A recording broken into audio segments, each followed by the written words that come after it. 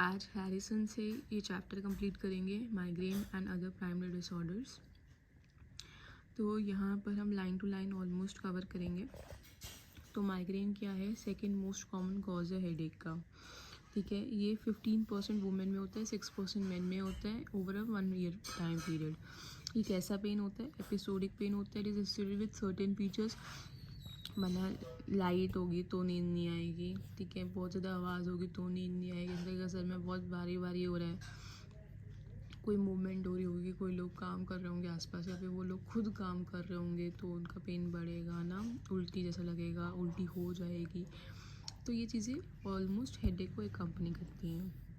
इसी के आगे जैसे माइग्रेन में ही यहाँ पे आपको पढ़ा देती हूँ, एक होता है TTH, टेंशन टाइप हेडेक, जो इसके आगे एक टॉपिक आएगा माइग्रेन के आगे। उसमें क्या होगा, वो हेडेक तो होगा लेकिन वो फीचरलेस होगा। जैसे यहाँ पे फीचर्स है ना कि भाई light, sound, movement, nausea, vomiting often accompanying the headache, वहाँ पे ये सब फीचर्स नहीं होंगे। तो ये डिफरेंस है between tension type headache and migraine में मेनली। ठीक है, तो माइग्रेन के 3 फेजेस होते हैं। एक होता है प्री मॉनिटरी फेज, एक होता है हेडेक फेज, एक होता है पोस्ट्रोम फेज। ओके, अब कई बार माइग्रेन में के पेशेंट्स में होता है फोर्थ ओरा या फेज।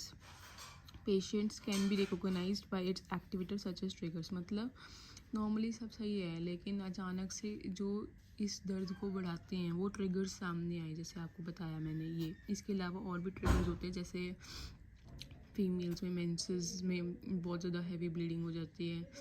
ठीक है, ईस्ट्रोजन प्रोजेस्टेरोन की कोई पिल्स पे हो, या फिर यही लाइट, साउंड, जिगजैग दिखता है कई बारी इन्वायरमेंट में। और ये ओरा क्या होता है? ओरा एक ऐसी चीज़ होती है कि अगर माइग्रेन विद ओरा है और माइग्रेन विदाउट ओरा है। माइग्रेन विद ओरा का मतलब होता है क्लासिकल माइग्रेन। क्लासिकल माइग्रेन का मतलब होता है कि आपको पता चल जाता है कि सिर दर्द होने वाला है थोड़ी देर में, and you are mentally prepared for it. फिर आता है the sensitivity is amplified in female during menstrual cycle, बता दिया था।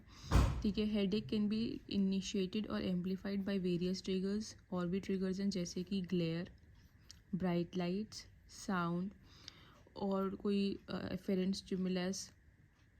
Stimulation, hunger, let down from stress, physical exertion, stormy weather, barometric pressure changes, hormonal fluctuation during menses, lack or excess of sleep, alcohol and other chemical stimulation such as nitrates। तो ये सब क्या है? ये सब क्या है? स्टिमुलस है फॉर दी माइग्रेन, ट्रिगर्स जिसे बोलते हैं। उसकी बताता है पैथोजेनेसिस। इस पैराग्राफ में जो लाइन्स मार्क्ड है सिर्फ वही मोस्ट इम्पोर्टेंट है, बाकी लाइन इम्पोर्टेंट नहीं है। पैथोजेनेसिस में क्या आ जाता है? जो सेंसरी सेंसिटिविटी है is the characteristic migraine is due to the dysfunction of monoaminergic sensory control system located in the brain stem and hypothalamus. तो ब्रेन स्टेम और हाइपोथैलेमस में क्या लोकेटेड है? जो सेंसरी कंट्रोल सिस्टम है। अब आपके पास क्या है? एक सेंसरी सिस्टम होता है, एक मोटर सिस्टम होता है, एक ऑटोनॉमिक सिस्टम होता है। तो सेंसरी कंट्रोल सिस्टम किसके पास है? हाइपोथैलेमस के पास है, ब्रेन स्टेम के पास है। उसमें कुछ गड़बड़ हो जाती है। Activation of cells in the trigeminal nucleus results in the result of the release of the vasoactive neuropeptides, जिसको हम क्या बोलते हैं? Calcitonin gene peptide, CGRP। Calcitonin gene related peptide, CGRP, ये रिलीज़ करते हैं वो ट्राइजेमिनल न्यूक्लियस। कहाँ पे? उसके एंडिंग्स पे, टर्मिनल्स पे रिलीज़ करते हैं विद इन द न्यूक्लियस। तो उन्होंने बोला कि अब इसके बाद क्या होता है? सेंट्रली जो सेकंड ऑर्डर ट्राइजेमिनल न्यूरॉन होता है वो मिडलाइन को क्रॉस करता है एंड कहाँ प्रोजेक्ट करता है? Ventrobasal and posterior nuclei of the thalamus for further processing. Pharmacological data क्या है कि ये इन्वॉल्व करते हैं न्यूरोट्रांसमीटर दैट इज सेरोटोनिन, जिसको 5-HT बोलते हैं, that is five hydroxytryptamine in migraine. Okay, अब ट्रिप्टिन्स क्या करते हैं? ट्रिप्टिन्स जो होते हैं they arrest the nerve signalling in the nociceptive pathways of the trigeminal vascular system। at least in the trigeminal nucleus caudalis and trigeminal sensory thalamus. तो ट्रिप्टन्स क्या है, क्लास है ऑफ ड्रग्स जो अरेस्ट कर लेते हैं कि भाई ऐसा वर्क ना हो डिसफंक्शन वाला, कि भाई वो ट्राइजेमिनल न्यूक्लियस की एंडिंग्स पे CGRP रिलीज़ हो रहा है, फिर वो सेकंड ऑर्डर न्यूरॉन थैलेमस पे इंफॉर्मेशन पहुंचा रहा है, तो उसके लिए कौन सी ड्रग्स दी जाती हैं, ट्रिप्टन्स दी जाती हैं, जो नोसिसेप्टिव मतलब पेन रिसेप्टर्स के पाथवे को रोक लेता है. In addition to promoting cranial vasoconstriction, while Daltons now show conclusively to be effective in acute migraine, act only on the neural and not vascular targets. तो Daltons एक नई ड्रग आ रही है आजकल मार्केट में, इसमें इसके बारे में आगे भी कहीं लिखा हुआ है, ये देखो कि ये लिखा हुआ है कि बहुत सारी ड्रग्स हैं जो ट्रीटमेंट ऑफ माइग्रेन में इफेक्टिव है, लेकिन 5-HT1B1D रिसेप्टर एगोनिस्ट और डोपामिन एंटागोनिस्ट, मतलब 3 तरह के ड्रग्स ये मेनली यूज़ करते हैं. एक NSAIDs, एक डोपामिन एंटागोनिस्ट, एक सेरोटोनिन रिसेप्टर के एगोनिस्ट.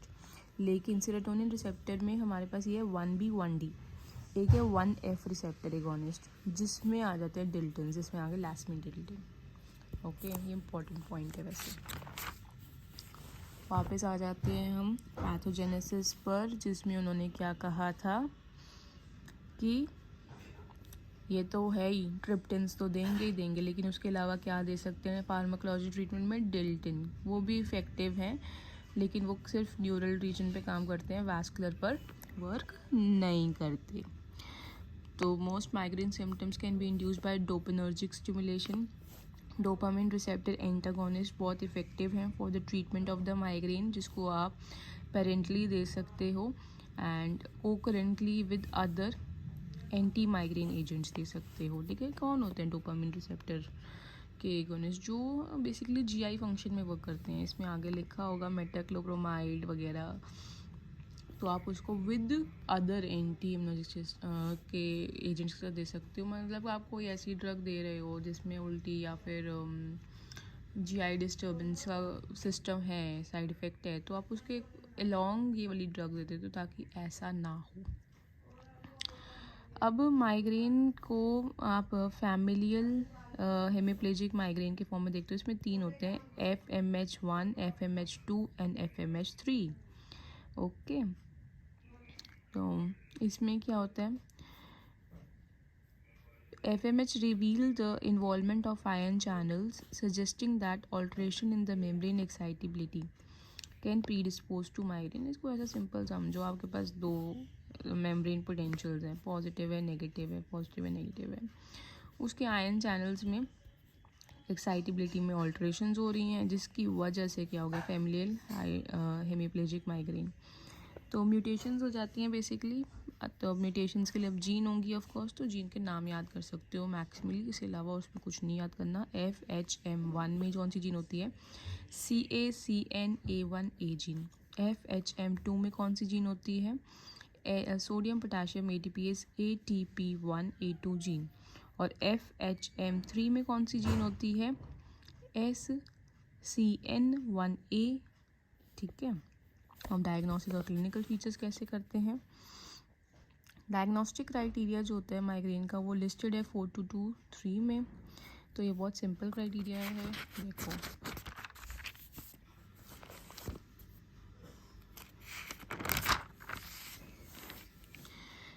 या आपके पास ये क्राइटेरिया होना चाहिए अगर आप माइग्रेन को देख रहे हो, कि इसमें से कम 2 फीचर्स इसमें से होने चाहिए, 1 फीचर इसका होना चाहिए.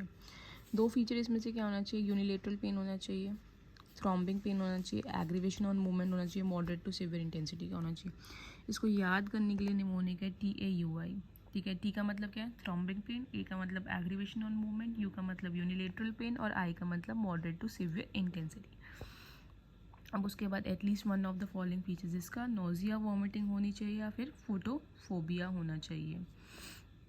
ओके, तो ये फीचर्स जो हैं डायग्नोसिस में मदद करते हैं.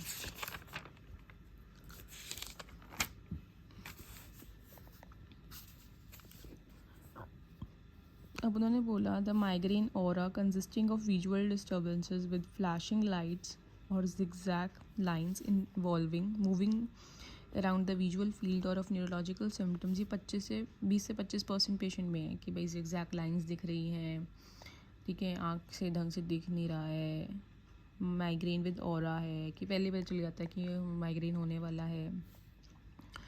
तो इस वाले को डिस्टिंग्विश करना चाहिए from pan field television static light disturbances not now recognized as visual snow syndrome. आपने देखा ना टीवी ख़राब हो जाता है, ब्लैक वाइट हो जाता है, तो उसको बोलते हैं pan field television static light disturbance.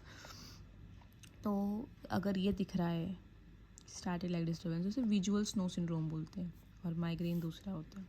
तो इसमें डिफरेंस कर सकते हो आप ऐसे। अब इन्होंने बोला है कि क्या क्या सिम्टम्स सेम रिपीट नहीं होने वाले हैं। I am just going to it once again कि फेस कैसे होएगा। फर्स्ट फेस माइग्रेन का मोस्ट ऑफ द पेशेंट में yawning, tiredness, cognitive dysfunctions, mood change होगा, नेक डिस्कम्फर्ट होगा, पॉलीयूरिया मतलब बहुत ज़्यादा पेशाब आएगा, फूड क्रेविंग्स होंगी। ये बेसिकली स्टिमुलर्स ही हैं। स्टिमुलस मतलब ट्रिगर्स, आई वांट टू से, कि जो माइग्रेन को कहेंगे तो आ जाओ। टिपिकली जो headache phase follows with its associated features जैसे nausea, photophobia, phonophobia as well as allodynia. ठीक है, जैसे जैसे हेडेक कम होता जाएगा तो वो पोस्ट ड्रोम फेज में आ जाएंगे। प्री मॉनिटरी फेज के सिम्टम्स और हेडेक के फेज के सिम्टम्स ऑलमोस्ट सेम है। पोस्ट ड्रोम के सिम्टम्स क्या हैं, जिसमें हेडेक कम होता जाएगा, थोड़ा टायर्ड फील होगा, कंसंट्रेशन में प्रॉब्लम होगी, नेक डिस्कम्फर्ट होगा।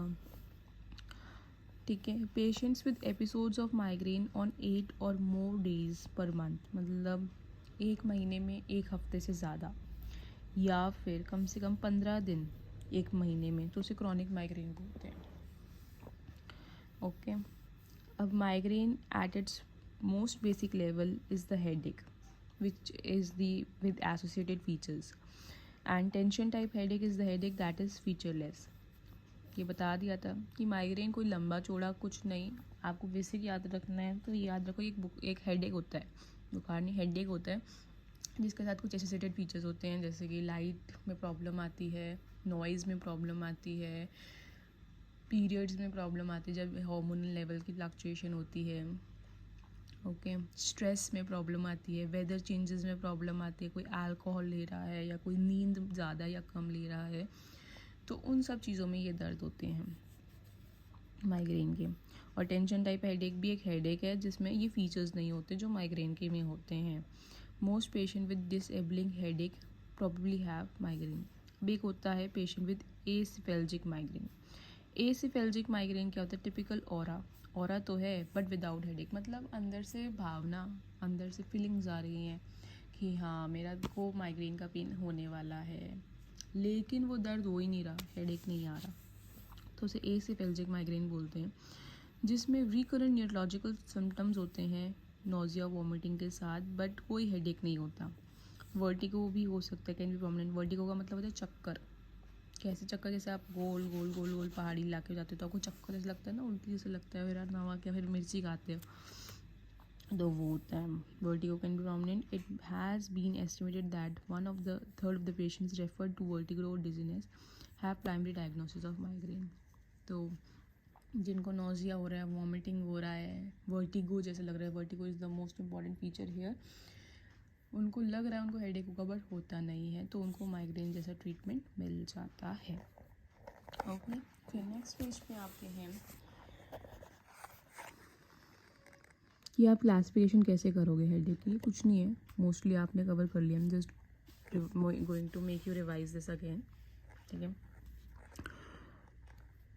माइग्रेन है तो इसमें क्या क्या देखो, with aura, without aura.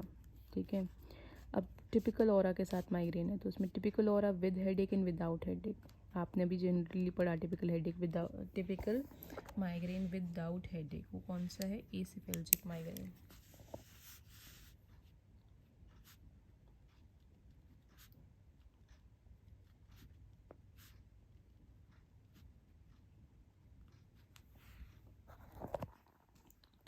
Migraine with brain stem aura, hemiplegic migraine, जिसमें आपने फिर फैमिलियल हेमीप्लेजिक माइग्रेन में 3 वेराइटीज़ पढ़ी। ठीक है, और 3 वेराइटीज़ के 3 जीन्स आपने पढ़े। ठीक है, म्यूटेशन हो जाती है बेसिकली, किस में हो जाती है mutation? CACNA1 A gene type 1 में। टाइप 2 में हो जाती है sodium potassium ATPase ATP1A2 gene में। थर्ड में हो जाती है SCN1A जीन में।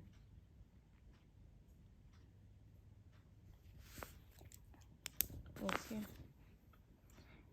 फिर आपने पढ़ा, अब देखो 2 वेराइटीज़ हैं हेमिप्लेजिक में, फैमिलियल एक स्पोरेडिक। फिर एक रेटिनल माइग्रेन होता है, फिर एक क्रॉनिक माइग्रेन होता है। क्रॉनिक माइग्रेन में आपने क्या पढ़ा कि more than 15 days per month और more than 8 days per month.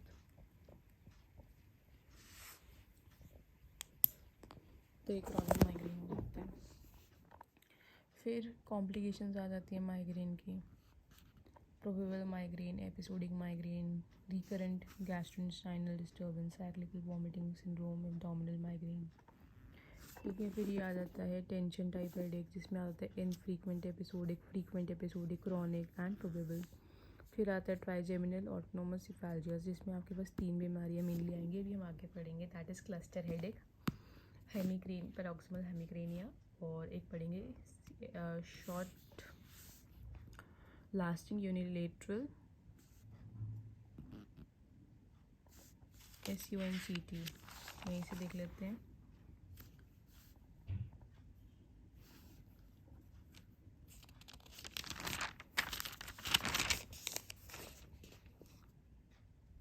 SUCT.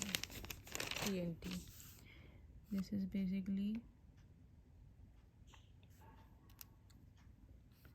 short lasting unilateral headache करके कुछ है। NCT हैगी इसकी फुल फॉर्म में, यहीं कहीं ये फिर से रिवीजन होगी तो पता चलेगा।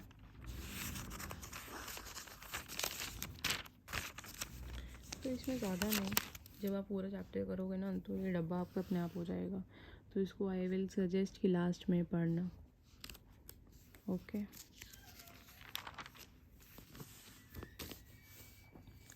अब आ जाते हैं ये वाला बॉक्स आपका।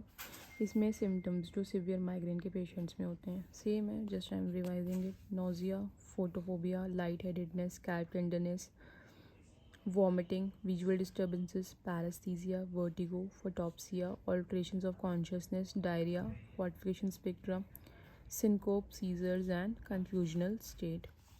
याद रखना वर्टिगो किसका फीचर है? एसेफेल्जिक माइग्रेन का, जिसमें ऑरा तो होता है बट हेडेक नहीं होता। अब आता है ट्रीटमेंट। ट्रीटमेंट में आता है it is helpful to understand that migraine जो है इनहेरिटेड प्रॉब्लम है, तो आपको लाइफस्टाइल मॉडिफिकेशन करने की ज़रूरत है। और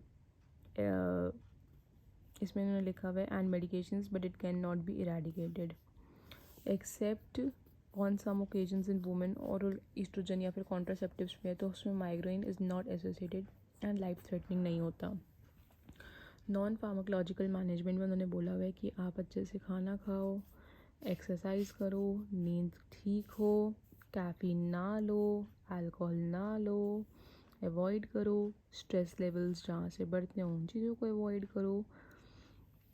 ओके, योगा करो, मेडिटेशन करो। लेकिन अगर ये सब चीज़ें काम नहीं आती हैं फिर दवाइयाँ लेनी पड़ेंगी भाई, फार्माकोलॉजिकल अप्रोच। तो इस पेज पे यही है, इजी है। इसमें आपको CT स्कैन MRI दिए हुए हैं, तो जिसको रेडियोलॉजी में इंटरेस्ट है they can go through it once. Okay,